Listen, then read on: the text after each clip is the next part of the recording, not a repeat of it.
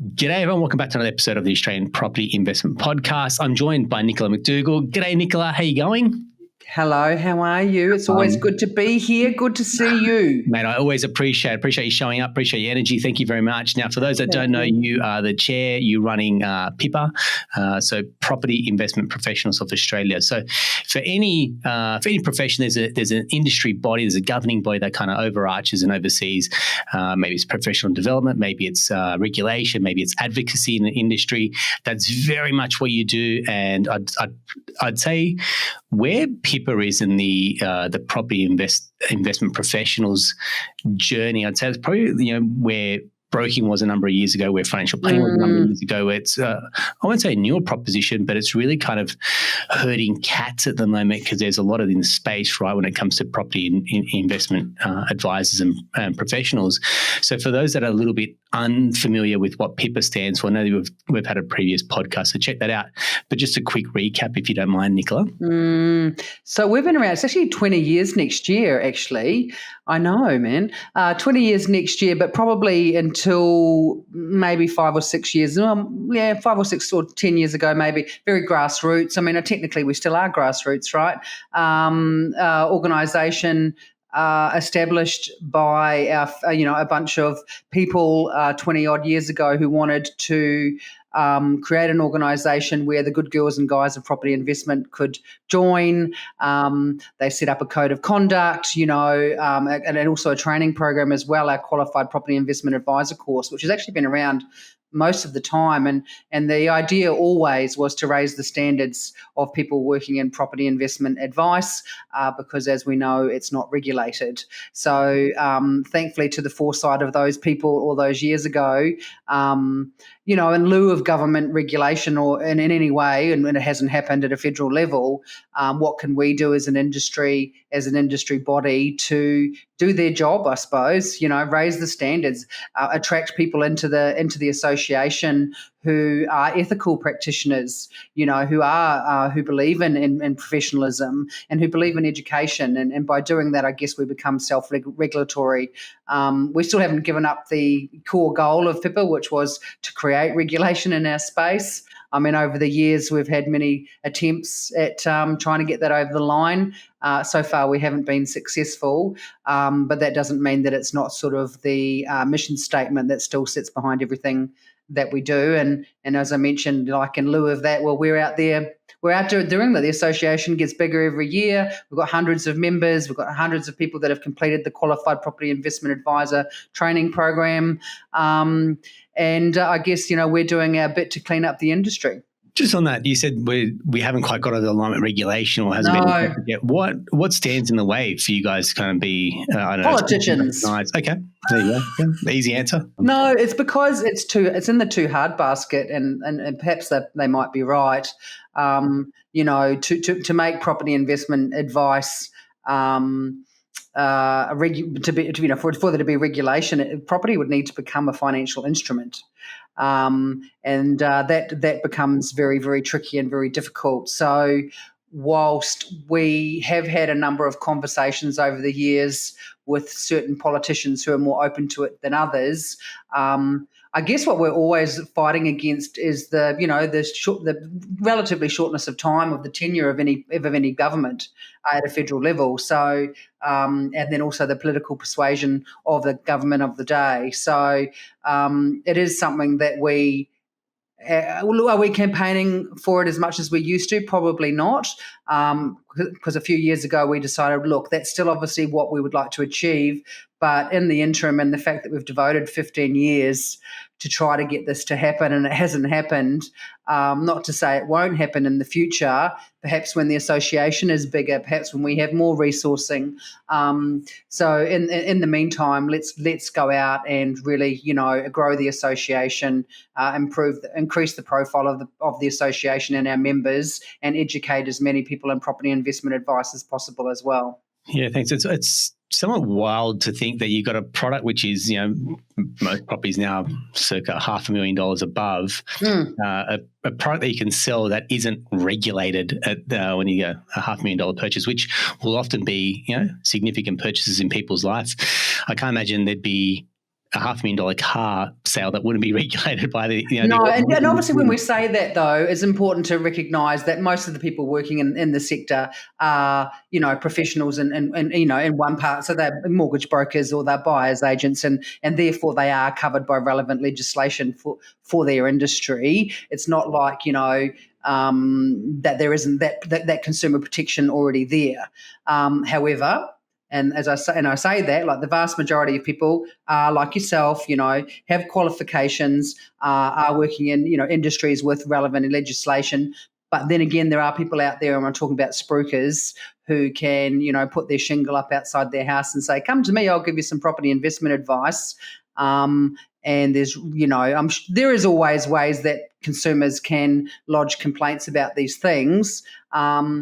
But the wheels of complaints turn very slowly. So I guess it's just about the fact that, yes, bad operators exist in every industry, and there are consumer protections through legislation out there already. But what we would like, given that we are a bona fide industry ourselves, what we would like is our own legislation and not have to piggyback off others. Yeah, thanks very much. I appreciate that. Really, really good kind of context where we want to get to today, because I love the annual investor sentiment survey that goes out. Yes. This is something that goes out to a lot of the members, members and pass out to our clients, for example. Try and get as many investors to kind of get a bit of a groundswell, give some feedback, because the property market is very sentiment driven. It's very confidence driven as well. 13 interest rate rises has certainly changed people's confidence, and I mean a lot of that does get covered off in the survey results, which we'll unpack together. So it's very much the flavour of our episode and our chat. And I'd love to get just. For those that don't know, this is the 10th time this has been going. So there's a good amount of historic data that sits in the survey as well. But I think one of the most telling factors, and probably not surprising, is that you've seen a lot of investors exit the market, particularly in this last 12 months. So if we kind of look at that, 14.1% of respondents at least sold one investment property in the past year, which is probably up just 2%.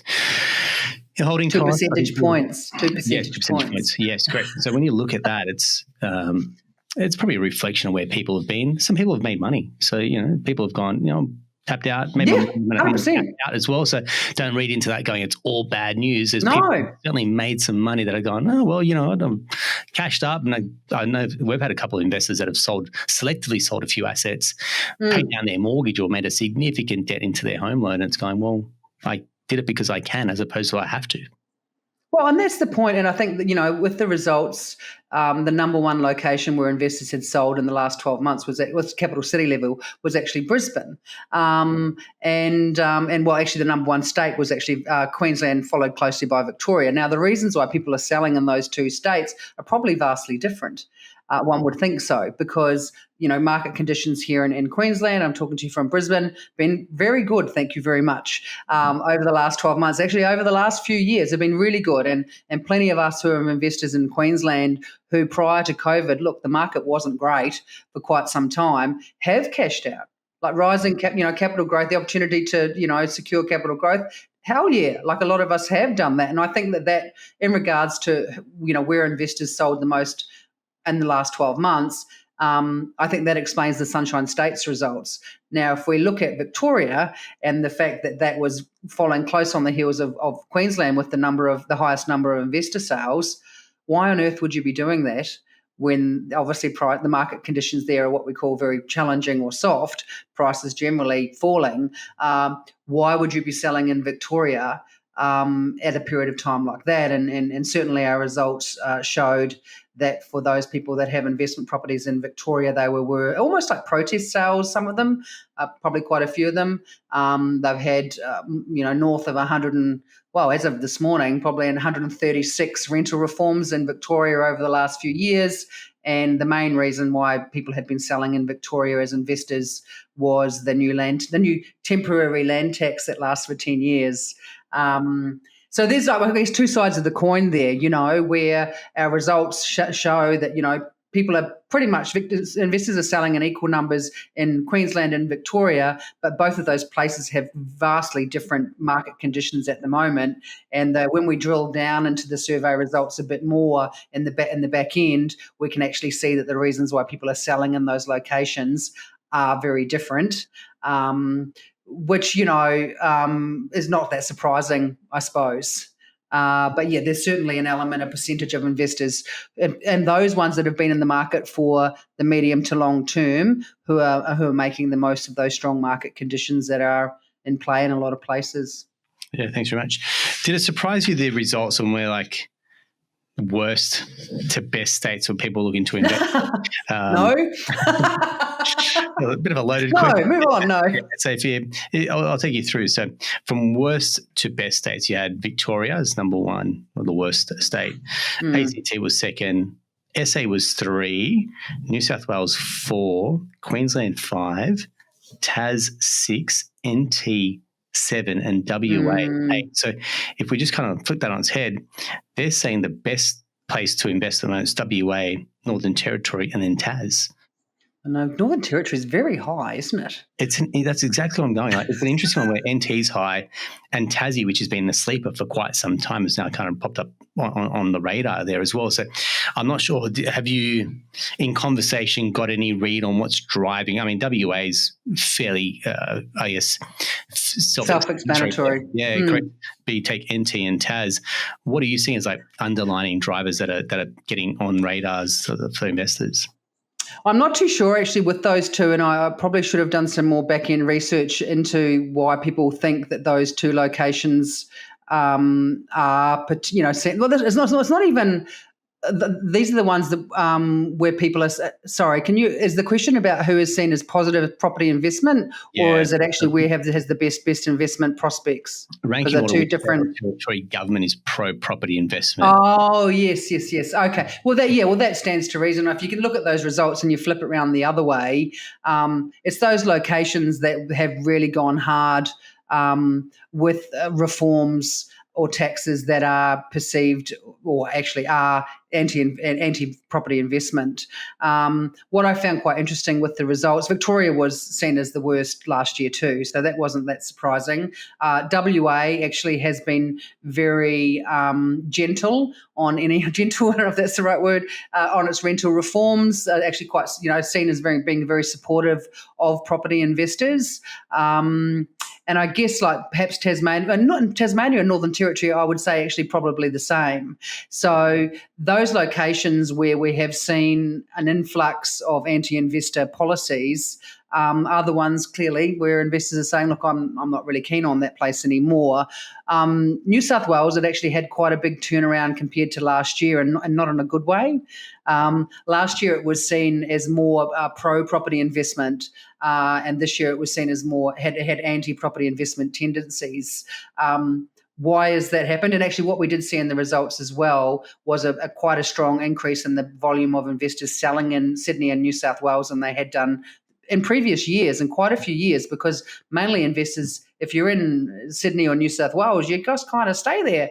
But we did see a sharp jump in the number of investors selling in that state and in Sydney. Because we have seen as well, again, I sound like a broken record, but we have seen an increase in rental reforms in New South Wales. And I think just before the survey was released in regards to sending it out to people to complete, there was already talk about the banning of no grounds evictions in New South Wales. So that already had some press. PIPA, we completed a submission on that. Then we were actually asked to appear at a public hearing about that. Clearly, they didn't believe anything that we said, because last week that legislation became law. So, it is very frustrating when you do get invited to these things, and it's better to be there than not. But I think I did post on LinkedIn that of the 2 days of public hearings, and look, don't quote me on this or quote myself, but let's say there was 3 of us from the property investment side and there was 30 from the tenancy side. And so that was probably part of the that swing in New South Wales from positive to negative property investment sentiment. And it is like, I don't know if I'd said on the show before with you, but it is very frustrating when we sit there, at hearings, at stakeholder meetings, in submissions, and we have hard data, not just from the survey. We have data. We have data from the ATO as well, and we try to explain to these policymakers that there is no such thing as no grounds evictions. There's always a reason why someone wants to not renew. It's not an eviction. It's just not a renewal of the lease is just not renewed, right? So we sit there and we explain all these things, and we try to get them to believe that investors actually want to renew leases. We want tenants in there for the long term. We generally keep rent rises moderate, because the holy grail for us is a long-term tenancy where both the tenants and the investors are happy and are respectful of their rights and responsibilities. That's what we want. That's what I had a tenant for 8 years, and I always talk about that. It was like the best property investment experience of my life. But they don't. But the weird thing is, they don't believe us. They just don't believe us. That's exactly, and 8 years. They're treating that place as their own. Like I know, very similar. One of my properties, 6 or 7 years, and they took immaculate care of the properties, very low maintenance at that point. So, there is a real case here. You flip it on its head, going, well, let's talk about longer term, lease agreements, for example, which I know is kind of rife in Europe and other parts of the world. Whereas instead of signing, 1 year or 18 months or 2 year contracts, we can actually kind of push this out a little bit more with the right support as well, and go. From an investor perspective, that's awesome. You kind of guarantee, X dollar increases year on year, and it gives stability to a tenant rather than thinking every 1 or 2 years they've got to pick up and move homes as well. Do you think if we tested that hypothesis that tenants would actually want that? Do you know what I mean? Because we're sitting here and we know that, like, if we said, okay, it's going to be more like commercial leases and it's 5 years, I think that the majority of tenants actually wouldn't be keen on that. Yet we have all these policies which supposedly are to help with security of tenure, when, as I said, most of us investors actually want our tenants there for the long term. We want to be able to evict them, under certain circumstances. And those sort of rights are still enshrined, even with these changes to legislation. Let's be clear. If a tenant has significantly breached their lease agreement, there is grounds to evict them. If you want to sell the property, there is grounds to not renew the lease. If you want to move in yourself, so there is those quite small number of reasons not to renew a lease. I hate the word evict. Are still there, but it would be really easy. It would be really interesting to test that hypothesis. It's interesting you say that. I had a chat to another friend, and they're long-term, but one of their tenants is very long-term renters, and it's like they don't want to take care of the maintenance, they don't want to do this. It's like they got a real renting mindset to it. But I feel like if you just showed them, it's not about the landlord, it's about, you don't have to keep moving homes. You take the time to find a new place, the pain that comes with it, change of address, redirect mail, reset up internet, all the life admin that comes with moving when you're in a great area, in a great location, and a really good spot. Yeah, sure, you might, like the commercial tenancies, you might have a slight year-on-year increase, but you go, mate, and then you're beholden to when the notice is given that you got to try and find a rental at a drop of a hat. Yeah, that's exactly right. You can see that side of ledger, and it'd be a no-brainer. But I feel like it's when you're renting, you want to have your cake and eat it too, which is I want to live here and I don't want any rental increases. I think you got to have some type of perspective as well. Yeah, I think as well. And I was just on the phone a lot this morning because of the Victorian government and their infinite wisdom decided to announce a number of new rental reforms on top of the 133 that they've already implemented. So I had 3 interviews this morning about that, and one of them was the banning of no grounds eviction. So, everyone's picking up on that huckleberry. Another one, interestingly though, and I think with the Victorian one, we actually, PIPA, we produced a number of submissions last year. But the rental reforms that originally came in Victoria were the year before last, I think. But anyway, with the current reforms, we were never asked for our feedback, or we were never, involved in any sort of stakeholder discussions around that. One of the most interesting ones that came out today in Victoria was finding of landlords if landlords, they had to produce photographic evidence, this is in Victoria, for reasons why they're withholding the repayment of bonds. And I was talking to a journo this morning, and I'm like, well, what's that got to, our research shows 95% of investors use property managers. So what's that got to do? How can you find someone who's actually got a contract with a professional property manager to represent them and obviously abide by the relevant legislation? How can you find someone that it's actually not about them at all?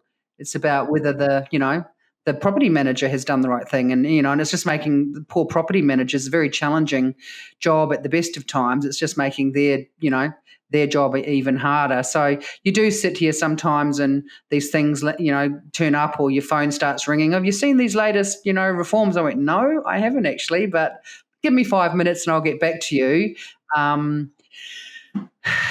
There's a kind of like a scattergun approach where they have to be seen to be doing something, but all that they're actually doing is making a bad situation worse. Yeah, well said. I think sometimes it was truly is. I said that this morning. And how do you actually make a situation worse than it already is? We'll do something like you've done today. Yeah, it ain't broke, so nothing here to fix personally. But anyway, I know. I think you said there about 95%. We use a property manager. That was in our survey this year. Yeah, nice one. It's a no-brainer, really. I mean, we've spoken to a number of property managers on here just to try and stay ahead of the curve with a lot of these rental reforms coming through, what your rights are. You mentioned there, particularly if you're going to sell a property, if you're in contract, if you're out of contract, making sure that you do have those agreements signed as well, managing and caretaking one of your income-producing assets. It's not even a question of should you, it's a matter of question like who is going to be your property manager, not if. And I think for me, it's that with all these changes coming through, you really want a property manager that knows your rights, knows the tenant's rights as well, and the letter of the law. So, and also our survey this year, which I don't know if we actually had it, because in this, the survey report that we release, it captures the main key findings, but there are a lot of industry-specific findings which are useful for us, as an industry body. But one of the questions that we asked this year was about where investors get their information about tenancy legislation changes. Because, I've certainly been involved in enough discussions with rental reforms to know that these state governments come up with all these new plans and schemes, but they actually have no way of communicating them to the people that they affect the most. And that the survey results showed that our investors heavily rely on property managers to actually to actually pass on this information to them, because the only other way you're going to learn about it is if you go on the hunt yourself on a government website and try to find their media releases. Try reading a government. I mean, it's the same with, say, the first-time owner grants or any of the changes. And it's like, we are so close to it in the finance space, and still I can't get my head around sometimes, with the way that it's written. Like, what are you actually saying here as well? So the same would be with the rental reforms. Speak in plain English. That's why you probably find a lot of property managers now, say on YouTube, for example, through their socials, explaining what's going those changes mean for you as a tenant and for you as a landlord. So I'd say dial into a really good property manager who's active on the socials or on YouTube, for example. Get straight to the core of the message. What does this mean for me? Plain English. I love it. So, and also, that's the role of, obviously much bigger industry associations than what we are, and hopefully at some point we'll be large enough to offer that to our members as well. But your real estate institutes are the ones that are having to decipher this information and then pass it on to their members, so that their members can therefore pass it on to their clients. Because, as I say, state governments come up with a whole bunch of new plans and schemes. And what's also interesting, and it came up at our conference last week, was that sometimes some of these new reforms are enacted very quickly, and often with retrospective nature. And so these poor property managers are having to, work day and night to actually ensure that they're doing the right thing legally, and also to communicate everything to their investor clients, because they actually are not getting much notice period themselves, which is just very unfair, if you ask me. I agree. There's one here which I've seen now. This is becoming a bit more common conversations around reductions in rents, but also rental supply. So this is something that came up in the survey as well. So areas where we start to see the drop in rental supply. Can you take us through what you found there? And I think particularly One is when it comes to investors selling in regional areas, regional New South Wales is probably leading the charge there too. I know, and that was kind of interesting, and I might have touched on this before, but the number one at a capital city level, the number one location where investors had sold at least one dwelling in the 12 months to August was Brisbane. Melbourne wasn't very far behind though, and Sydney was third. And what I mentioned before about Sydney was last year the survey showed that 8.9% of survey respondents had sold at least one property in Sydney, but then this year it had jumped up by like 50%, I suppose, to 14.9% in Sydney. And also, likewise, like you just mentioned, the number one regional location where investors had sold was regional New South Wales, followed by regional Victoria, which actually had jumped up quite significantly compared to last year, and regional Queensland, which had actually dropped significantly compared to last year. So what we're seeing there in action is that the changing goalposts, I guess, and I feel that investors have been selling a lot in Queensland for all of those reasons that we talked about at the outset. So that's why that still remains elevated. We actually do know that with our survey respondents, whilst they are spread all around the country, most of them are in Sydney and Victoria and a lesser percentage in Queensland. But what our survey results showed this year, that a high percentage of our survey respondents actually own property in Queensland. We'd never actually asked that question before, like, where do you actually own property? So perhaps our results now that we have that data is probably skewed a little bit because, if more people actually own property in a particular location, then it stands to reason that they'll sell more there too.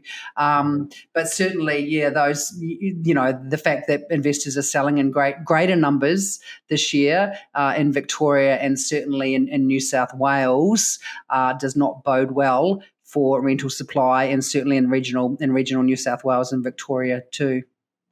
Yeah, I was recently at a roundtable where they're talking the highest proportion of buyers in regional areas is actually millennials, and we're starting to see that. They come out of the cities, buy into regional areas, for example, probably affordability, bit of lifestyle. Maybe they've got that sweet spot with work from home, like a hybrid model as well. I mean, regional, you could consider, South Coast. Mid-North Coast is very popular from a number of clients that are eyeing up the Mid-North Coast as well. That becomes extremely attractive from a price point, what you're able to buy. You're still on a Sydney income, but you're buying a beachside property for under $500,000, for example, up the Mid-North Coast, so, giving that a nudge around $1 million. There's change left over and there's a lifestyle to be had as well. Yeah, exactly. And then that's certainly a unique issue for Sydney siders, right? For younger, millennials in Sydney, where the median. What's the median house price at record level actually in Sydney at the moment? 1.6, is it? Or yeah, it was in Sydney. Yeah. And as young people, how on earth, versus here in Brisbane? Look, you probably would struggle to buy a house for $800 here in Brisbane, but that's still half of what it is in Sydney. Yes, I guess the salaries are higher in Sydney, but they have to. They're not working. No, they're not double. They're not double. Yeah, they might. I don't know what they are. It would be interesting to know that. Maybe they're 20%, or who knows what they are higher. And next thing you know, your mortgage for your first house is north of $1 million. Like, crikey! My mortgage on my first house was $320, which actually was 6 times my annual income. Well, the actual property price was 6 times my annual income when I bought my first house. So, that was pretty scary. I'm talking about a long time ago. Younger Sydney siders have a, unique challenge in that they are having to consider these regional areas to be able to afford to buy. However, I'm sure plenty of them are actually choosing to be rent investors as well.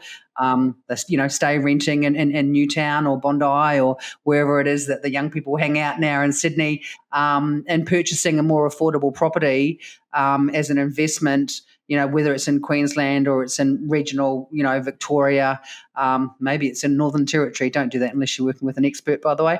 I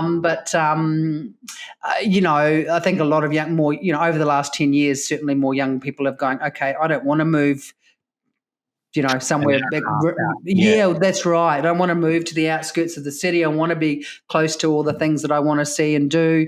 And instead of throwing up their hands in defeat, they are being smart and opting to, buy somewhere around the country and get on the ladder. And maybe they'll do that a couple more times, and then by the time, give it 10 years, if they have worked with property investment professionals and bought in, capital growth sort of locations, they're probably in a position to buy a property in that location where they want to remain. Yeah, well said. And that's a common rhetoric. Listen to our interview with Jay, or my recent one with Jay, and we're talking about like that average price growth, and talk about circa $1,000 a week. You cannot, for prices, median price growth across the country, you cannot save that type of money. Particularly if you're renting, if you want to have a bit of a lifestyle, for example, as well. Property prices are continuing to outpace abilities to save, outpacing abilities to borrow. So the only way to get in is buy and ride that wave upwards as well. And like you said there, Nicola, is if you can buy selectively, buy smart, and stack your portfolio in 10 years' time when you want to liquidate, have a good size deposit, saving over that 10 years just will not get you that sizable deposit. No. You're going to buy your own occupied Sydney, Melbourne, Brisbane as well.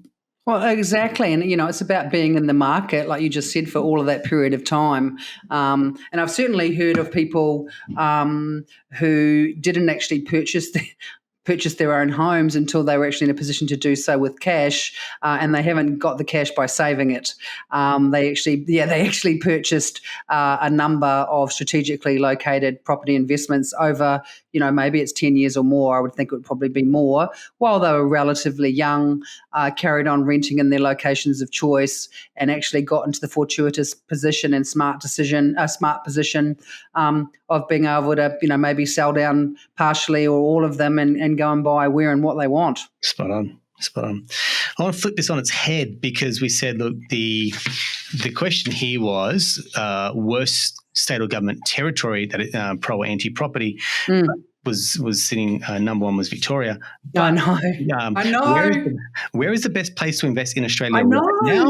Number one, Melbourne. I know. I said this on stage last week at the PIPA National Conference, Aaron, because I was like, how confusing has it been for the average bear, and for me, trying to explain this to journalists over the last few months, where you've got investors selling in great numbers in Victoria.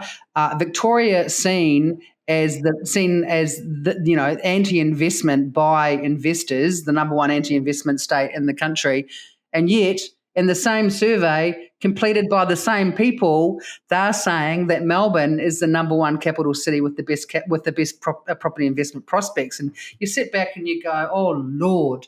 And also, what's even more interesting about this result is that our survey respondents, of which we had nearly 1,300 this year, even though the survey was twice as big as normal or as previous years, are probably skewed a bit more educated. They certainly own more properties because we source our survey respondents through our members' databases, and that means that they're already working with property investment professionals. They pay for qualified property investment advice, and we also source them, through the Property Investors Council of Australia, so people that are actually very, very active in regards to investor advocacy. So that even makes it more difficult to understand.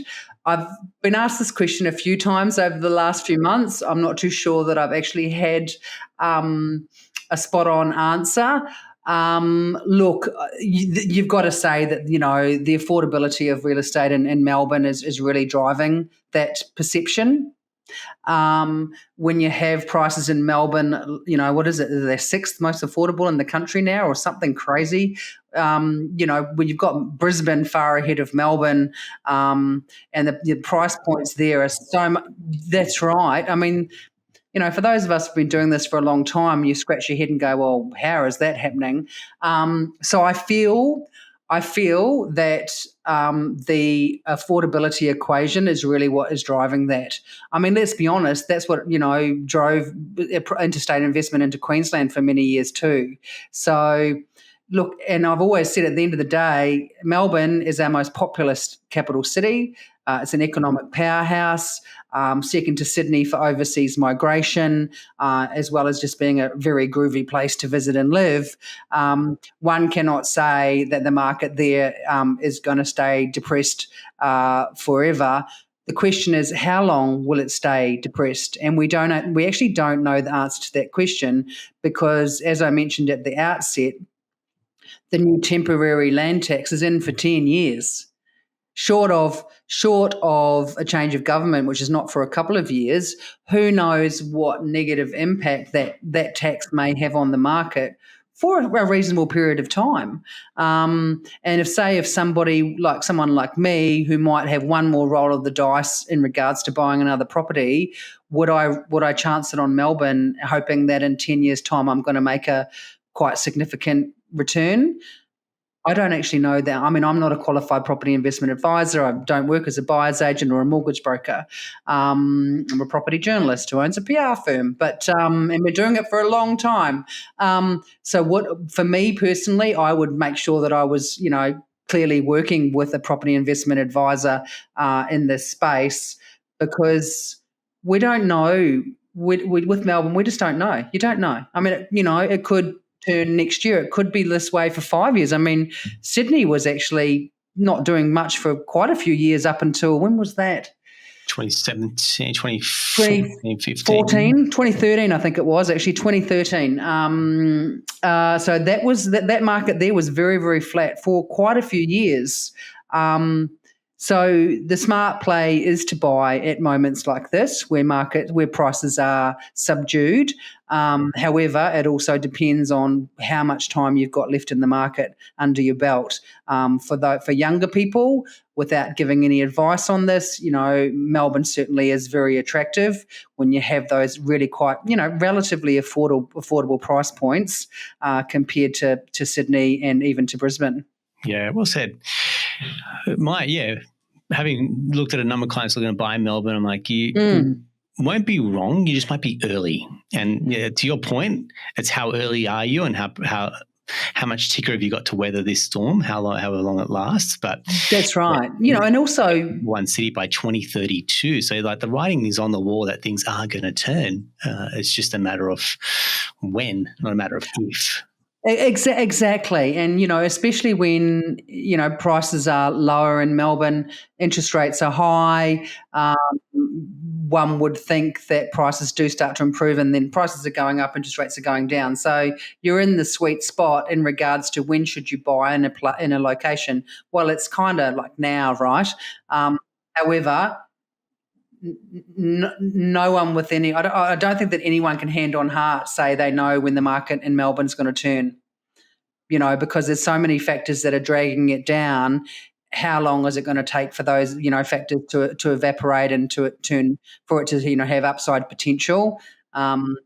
That's not something that I'm smart enough to know the answer to. No one's got a crystal ball, and anyone that does. No, exactly. But look, if I was 20 years younger, I would probably be buying in Melbourne, definitely. Yeah, I think you're right. It's one of those cities in Australia where, it'll have its ebb and flows, but longer term, it's some incredible prospects there as well. Livable. New York went through a period of very, very bad, long period of very, very bad property prices. So yeah. That was quite a few decades ago, but you'd be very happy if you bought in New York back in the day. Absolutely. Circling back to why people are selling. It's probably a good question because there's a cohort of investors that and buyers agents say once you buy and hold for the long term. You don't sell. There's a cohort that say you buy and trade properties, for example. Neither are wrong or right, but it gets to a point where some people have to sell. There's divorces, there's death, for example. There's changes for circumstance. Some people head overseas for work. I mean, I get to see all the reasons why people do sell. There are a cohort of the market that have been forced to sell because they want to keep their family home. Things are getting a little bit stretched, for example, with expenses. So it's no surprise when you see 44% of respondents saying that there's increased general holding costs, for example, whether that's insurance, property management. I feel like that it was a blanket because there's a separate line item for increased lending costs, but I feel like that is sucked up.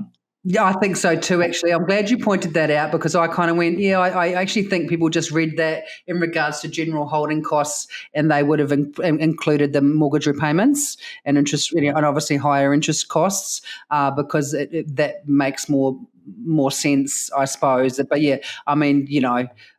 another part of the survey asked respondents, like how much their interest repayments had gone up, in the last 12 months. And it was, compared to the record lows during COVID, and it was like tens of thousands of dollars, So I think you're right. And then the number two reason why investors had sold was increased land tax or government charges. And number three, which I think you mentioned before, is to reduce total debt exposure. So, you have a cohort of people that are probably selling because make the most of the rising market conditions, but they actually want to reduce their total debt exposure in a time of very high interest rates. Let's be honest. Absolutely. Yeah. I think for a lot of the buyers that got in, that weren't fixed at those sub 2% rates by the RBA. We're not going to raise rates till 2024, and then 13 rate rises later. There was no plan for that. There's no buffers for that. And I think that's where probably a lot of investors maybe cut it close to the bone. I mean, you said you're buying at 6 times your annual income. We were lending in COVID at 8 to 9 times people's income. That number as it stands usually with our team today is 4.5 times income. So borrowing capacity has been absolutely slashed.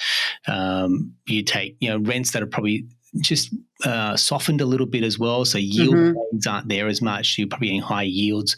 Going back a while, I think the rental reforms have really stemmed and softened that ability to increase rents quite significantly as well. So you're having to wait till the lease comes up for renewal to then increase.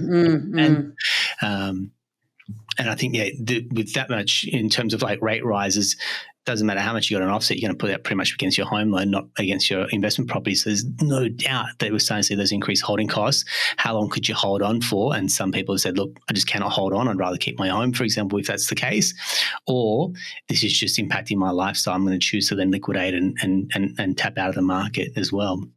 I 100% agree. And, we always have commonality in the results over the last few years about the reasons why investors have been selling. And certainly over the last couple of years, it's just been those increase in general costs, including interest rates. What was really interesting with the survey results was we asked investors as well, of your total increase in operational costs, how much have you passed on to your tenants in the way of increased rent? And 55% said it was less than 10%, and that was the same as last year too. And I think there was actually a report out last week or the week before that some research, I'm going to say by the RBA, said that there is no evidence to show price gouging by investors in regards to the increase in rents, and that it's clearly just a case of lack of supply versus a high demand. So that was good, because obviously people think we sit there and just put the rents up willy-nilly, and we don't, because the majority of our survey respondents had passed on less than 10% of their total operational costs. And we're talking about sometimes total operational costs in the tens of thousands of dollars per year, had passed on less than 10% of that in the form of higher rents.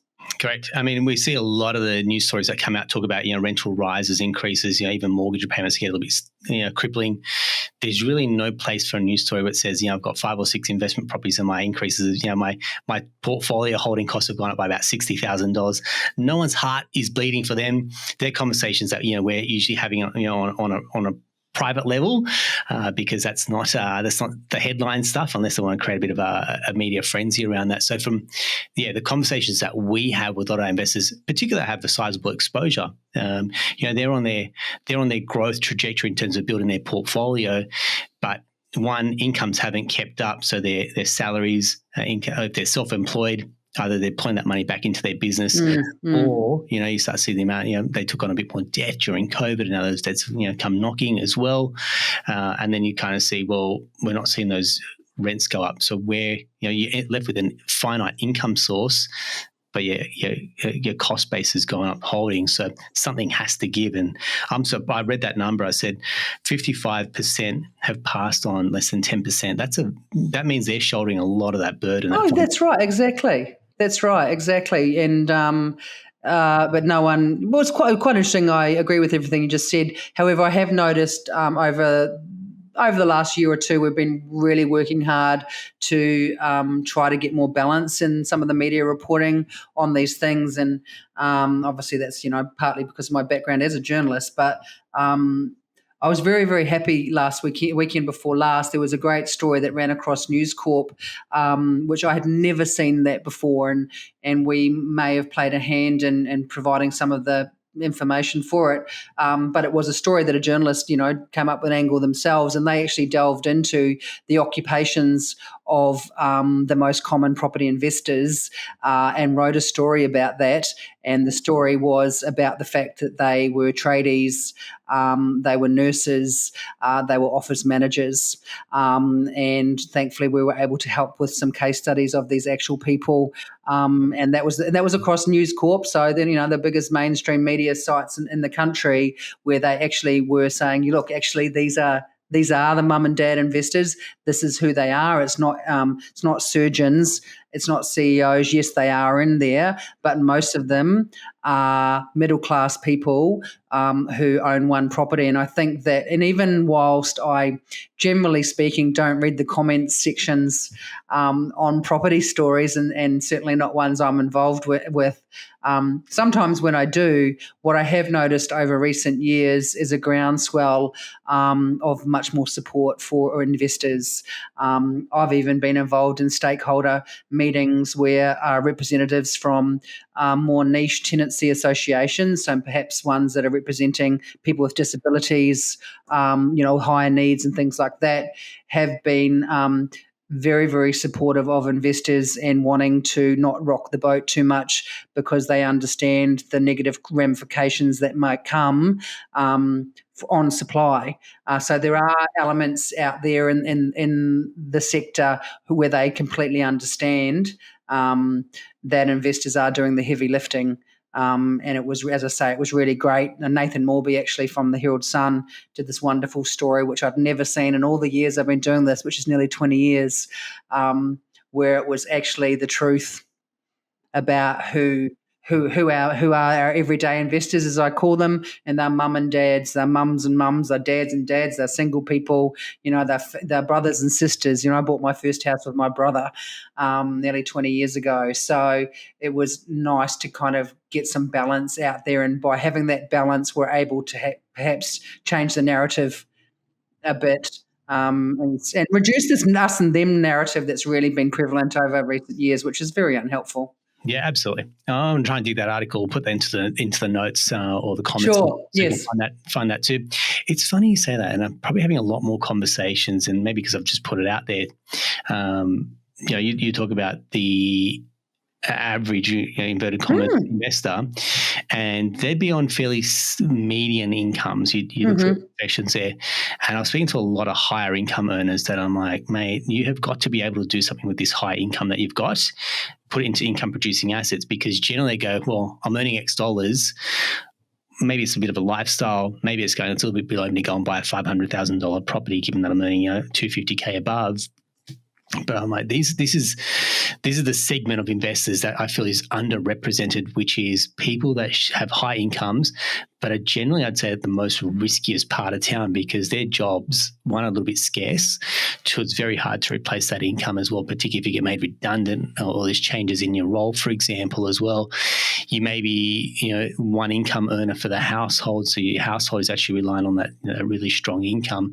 I've seen it time and time again where maybe there's a change in a CEO, they've lost the role, for example, the changes in structure, they lost the role, and now they're looking for their new gig, which could, that end of town, it could take you maybe a couple of months.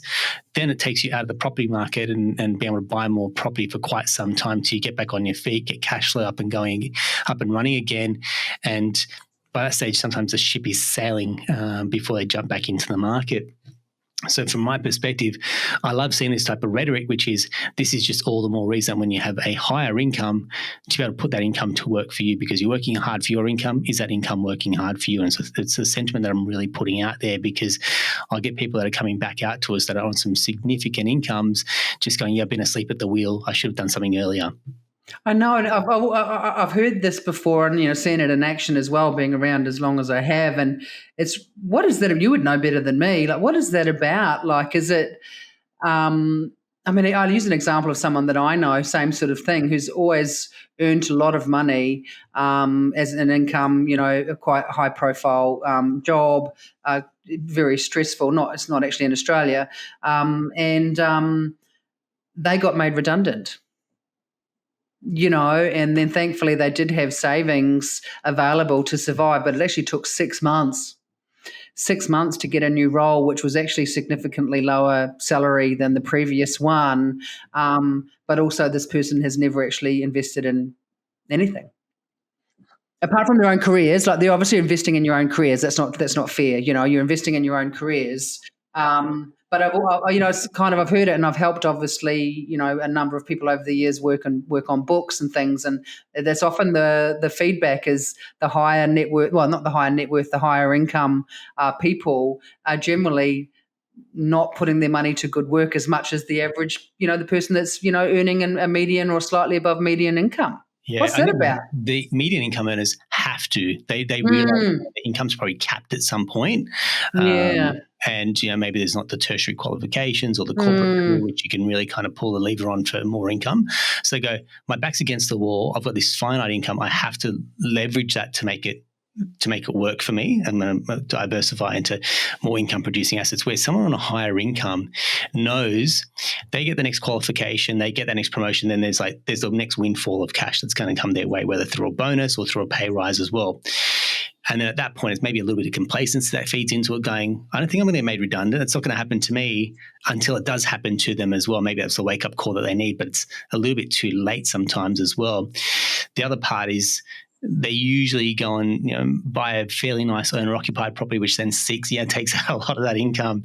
So they're buying in a really nice area, nice car, public, private schools, and so just the lifestyle starts to then feed into proportionate to that level of income, and then it's going, well, hang on, we should go and buy this investment property. There is no motive to act and move very quickly because their income is still there and income's still very high. So 6-12 months could go on by. Life's gotten good, pay rise or maybe a bonus, for example, and there hasn't been that impetus to act, and there almost needs to be some type of catalyst for change, whether someone getting made redundant, whether a bit of a health scare, or just going, someone in their inner circle is going and buying a few properties, and now it's prompted them to go, what are we doing to invest in the future? Because they feel a little bit like their income is bulletproof and quite resilient as well. And I don't know how to get through to higher income earners, something that we're working on quite heavily as well. But I feel for us, that's something that I'm really, really focused on, which is, hey, you've got this strong income. We need to put this income to work for yourself as well. And it's that whole money while you sleep factor, isn't it? That, it's about, making, having that security behind you that, that God forbid they could be in an accident or, any manner of things that befall us, when we live long enough, that, and then all of a sudden that high income can be taken away in an instant. Notwithstanding insurances and things of that nature, of course. But, I would certainly rather have a portfolio behind me that I can draw on in times of crisis or need than not. Absolutely. Fallback. Looking forward to 2025, is there, I know it doesn't capture in the survey, but more around the sentiment that you've got with, the PIPA members and the conference that you just had recently. What's the forecast looking like for, say, the property market going into 2025, do you think, Nicola? Yeah, the buying intentions were slightly down this year compared to last year, and certainly compared to a few years ago. I think it was about 45% of survey respondents felt that it was a good time to buy. I think, a couple of years ago it was in the 60s%. So we are, it's less than half, I guess, of investors thought that it was a good time to buy. What is that about? I guess, predicated on market conditions in their state and territory. Obviously, we're still in a high interest rate environment, and there has been so much conjecture on interest rates. Just before the recording, obviously, we had the inflation figures just come out. I don't get excited, but I always, can't help myself to jump onto the ABS website and see where it's at. And then I look on all the various news sites, and certain people I follow on LinkedIn and kind of see what their take is on it and stuff like that. So there's been so much conjecture on when interest rates are supposed to fall, and there continues to be. And property investment is a confidence confidence is all about confidence. And now we're sort of, year two of these really, really high interest rates. And I think that people are coming to the end of their tether. A lot of people are coming to the end of their tether with it. So perhaps it's definitely a wait and see approach. Depending on who you believe, we could have rate cuts as early as next week, or it could be, the end of next year. The problem that we've got is all of those, various levels of government, electricity rebates, which are really muddying the waters. A couple of $100 here and there, great, thank you. But what it's probably done is delay any cuts to the interest rate by several months. So I feel and obviously we've also started to see some moderation in that price growth in quite a few locations around the nation too. But the market, let's be honest, has held up extraordinarily well over the last nearly 5 years in unprecedented times. I mean, holy moly, it's been very, very strong everywhere. And notwithstanding now, we're going back to our normal geographical differences that always happen. The weirdest thing about COVID was the fact that every market boomed almost. I mean, maybe Victoria not as much as others, but everywhere was very good indeed, and that doesn't normally happen. So I think we're going back to more normal market conditions, and I think that's good, right? What will the impact of interest rates have on that? Look, I think people put too much credence on interest rates anyway. It's all about supply and demand. We've still got obviously a significantly growing population. Our overseas migration continues to be very elevated, even though seemingly it's not supposed to be, but it is.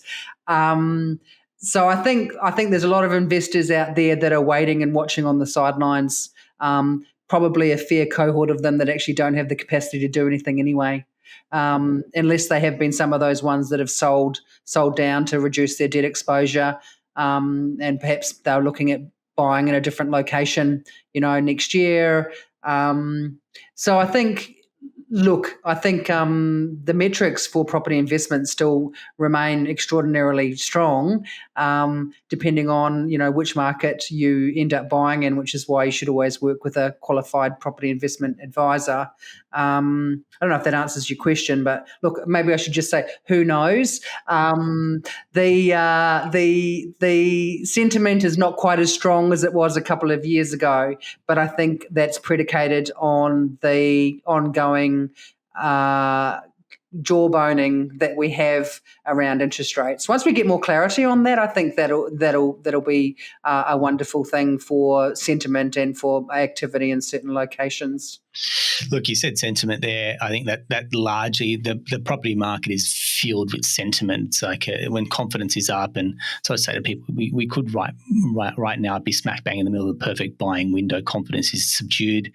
Rates are on hold. Yes, there's no doubt when they're going to come down, but they're on hold for the foreseeable future as well. And we're seeing markets such as Sydney, Melbourne start to hit some like normality with not much price growth. Brizzy even has kind of come back a little bit as well. So if you're thinking about getting in, this could be the perfect opportunity. Listings are 3-year highs as well. So supply is picking up, maybe not in the new space, but certainly in the existing space. So if you are thinking about it, we always say to people, buy what you can, where you can, when you can, and the property market rewards action takers and decision makers. I'll keep saying that just to keep making sure that this stays top of mind for you. If you're plugging into something like this podcast, we're here to help put you in front of professionals like Nicola, like a lot of our guests in the past, that are priming and prepping you to get into the property market to buy quality, not quantity, that in 10 years' time, people will be asking you, how did you build this portfolio? It's because you invested the time, the effort, and the financial skin in the game to reap those benefits in 10 years' time as well. I often say, Aaron, at some point you actually have to do something. Because you've got this analysis paralysis out there, and we have more access to data and information than at any time in the history of humankind, even in the 20 years that I've been doing this, So you have access to experts like yourself, through whether it's through podcasts, whether it's through vlogs, whether it's through blogs, whether it's through data at your fingertips. It's all there. Does that mean that people are making more decisions? Probably not. It's probably making them more confused than they were before. Spot on. I mean, you watch some of the bearish property videos on YouTube and they're getting 15, 30,000 views. I'm like, misery loves company.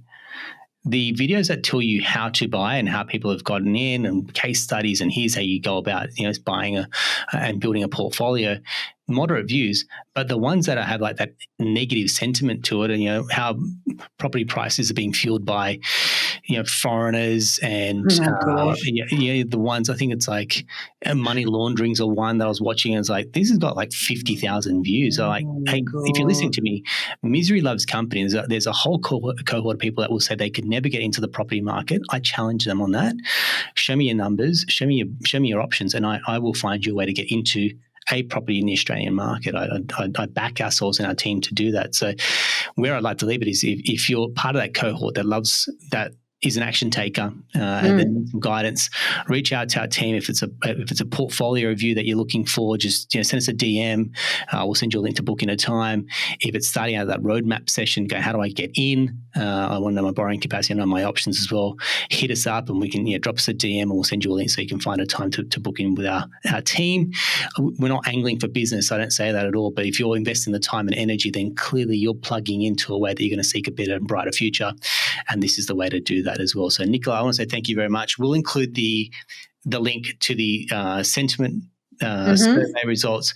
We'll include a link to PIPA. So again, if you're looking for a qualified professional investment advisor, if you're looking to learn more about PIPA, what they stand for and what they do for the community as well, we'll include details to the website. And Nicola, I want to say thank you very much. And as always, absolute pleasure to chat to you.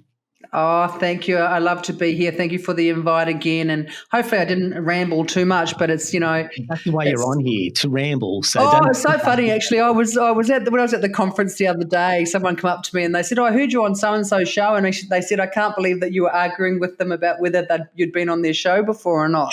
And I said, well, I was sure that I had. And I actually hadn't. But then he said, oh, my God, it was like listening to lightning in the bottle. And he thanked me. So I was like, okay, I come on here. I answered the questions the best that I can. And, obviously I've been doing it for a long time and have a lot of knowledge that sometimes gets stuck in part of my brains. But anyway, thank you so much for the opportunity. And no doubt I will see you at a PIPA event soon. I will see you soon. And possibly on the show again next year. Absolutely, mate. Thank you very much. Thank you. That's a wrap for another episode of the Australian Property Investment Podcast. Thanks very much.